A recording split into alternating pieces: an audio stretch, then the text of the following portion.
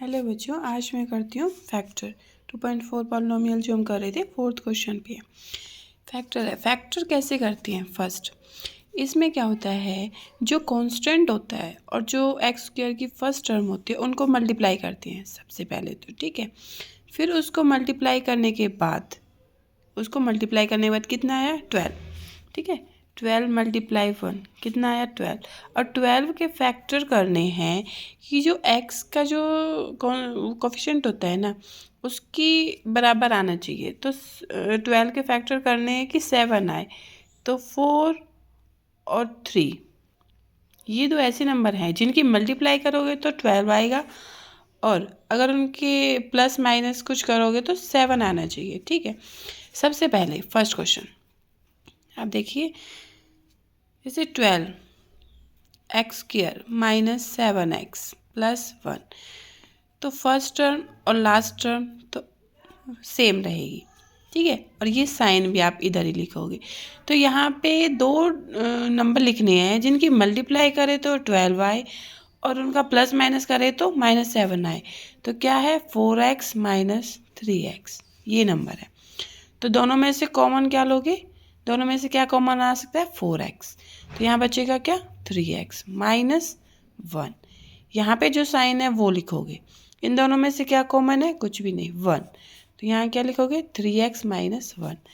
तो देखो ये दोनों सेम है, वो कॉमन लिखिए।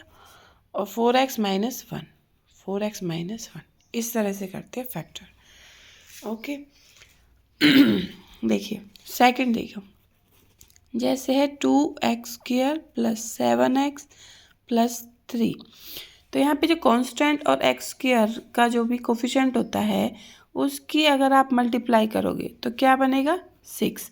अब आपको 6 के फैक्टर करने हैं, इस हिसाब से करने हैं कि 7 आना चाहिए, ठीक है।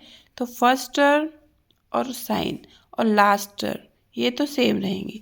तो बीच में क्या लिखें कि अगर वो दो नंबर जिनका प्लस माइनस करने पर 7 आए और मल्टीप्लाई करने पर 6 आए, तो 6 मल्टीप्लाई 1 6 आएगा और 6 प्लस 1 7 आएगा। ओके देखिए, तो 6x प्लस x, तो इन दोनों में से 4 टर्म हो गई ना, 2 करके कॉमन आ जाएगी। यहाँ से कॉमन लेंगे तो 2x कॉमन आ गया, तो यहाँ क्या बचा? x, और यहाँ से जब 2x चला गया तो क्या बचेगा? 3। इन दोनों में से 1 कॉमन आ गया, ठीक है। तो क्या आ जाएगा? जो ब्रैकेट वाला है पहले तो वो लिखेंगे, ये दोनों जो हैं वो चीज़ें सेम आती हैं हमेशा। फिर 2x प्लस 1 देखिए ये है 6x plus 5x minus 6। Third 6x square plus 5x plus 6x square plus 5x minus 6, minus में 6 है। देखो 6x square plus 5x minus 6, तो सबसे पहले क्या है, जो कांस्टेंट होता है कांस्टेंट की मल्टीप्लाई एक्स स्क्वायर के कोफिशिएंट के साथ करेंगे, कितना आ जाएगा? 36। और 36 जो आंसर आया उसके फैक्टर करने हैं कि 5 आना चाहिए, ठीक है। अब आप 36 को किस तरह से तोड़ोगे, दो पार्ट करोगे कि मल्टीप्लाई करें तो 36 आना चाहिए उन दोनों नंबर का, प्लस माइनस करें तो 5 आना चाहिए। तो सोचो 2 की टेबल 3 4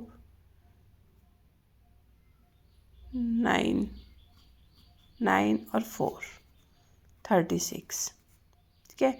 9 माइनस 4 5, देखो निकल के ना सॉल्यूशन 9 और 4 का।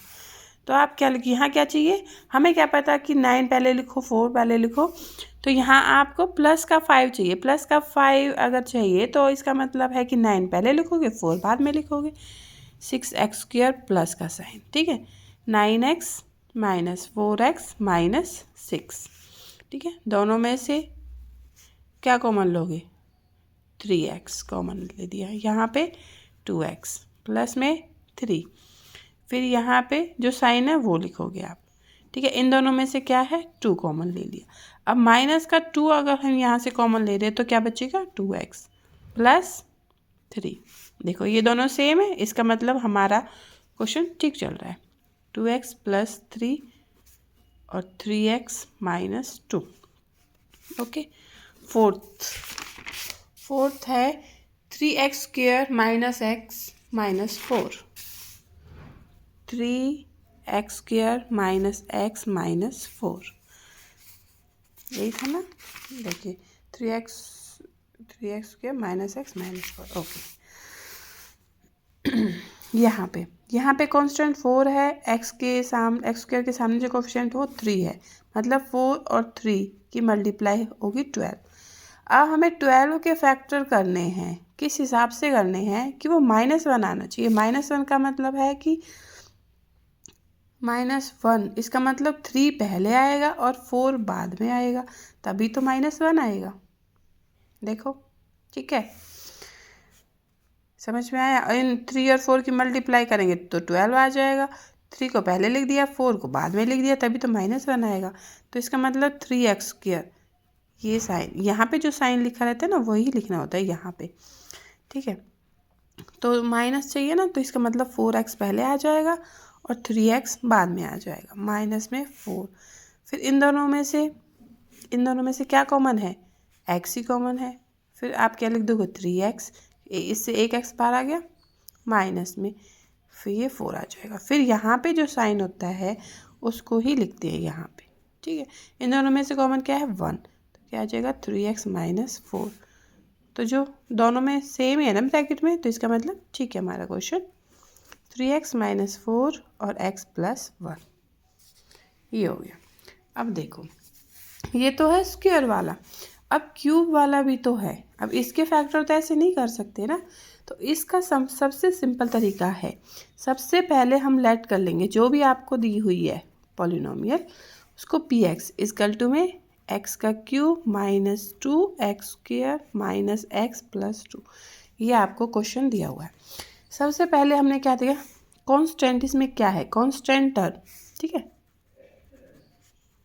Constant term in px is 2, ठीक है।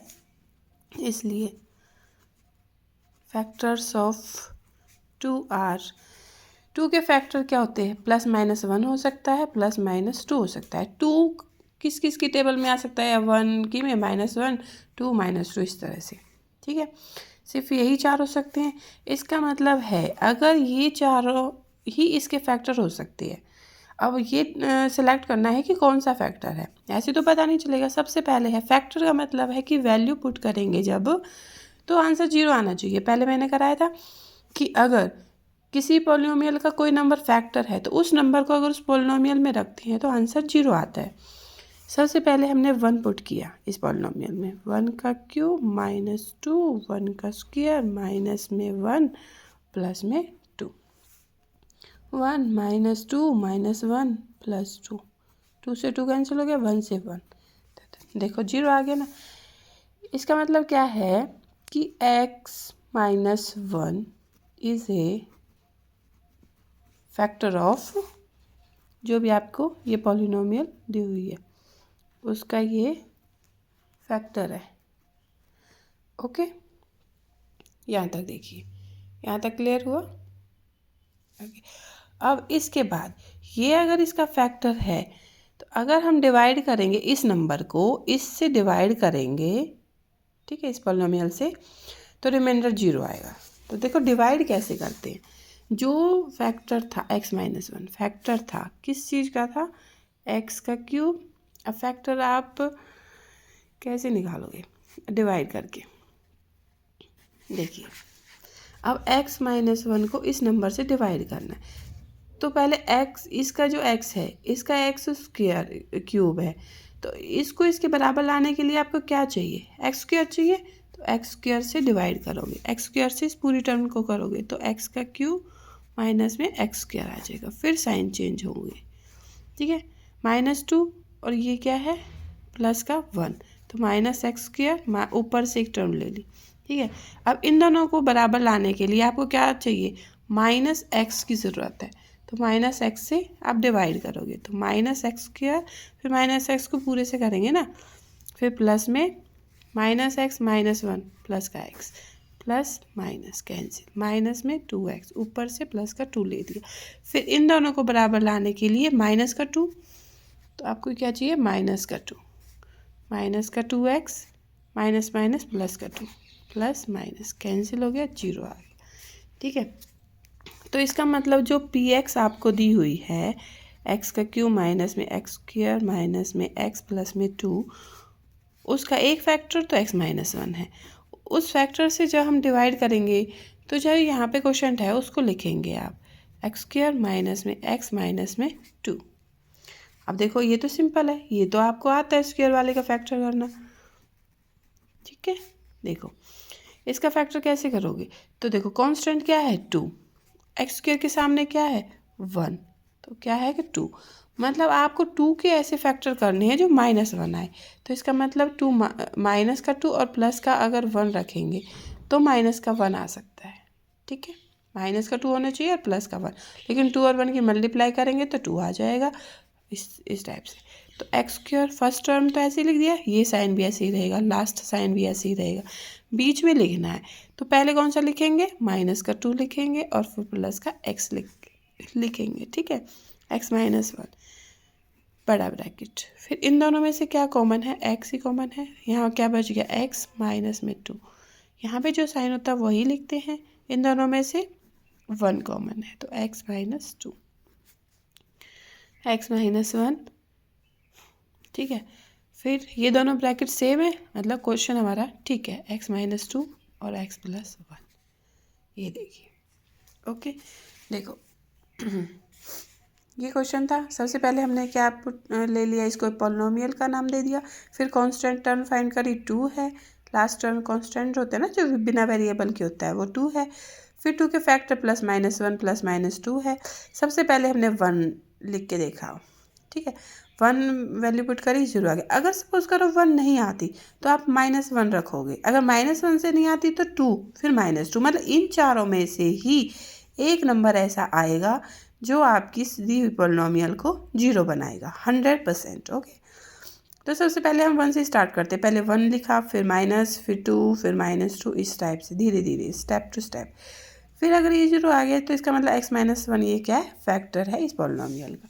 फिर जो भी फैक्टर होता है उसको उस पॉलिनोमियल से डिवाइड करते हैं, फिर उसके बाद जो क्वोशंट होता है उसको लिख के और उसके फैक्टर ये पहले कर चुके हैं। ओके बेटा, इस टाइप से। अब नेक्स्ट 3 क्वेश्चन नेक्स्ट वीडियो में।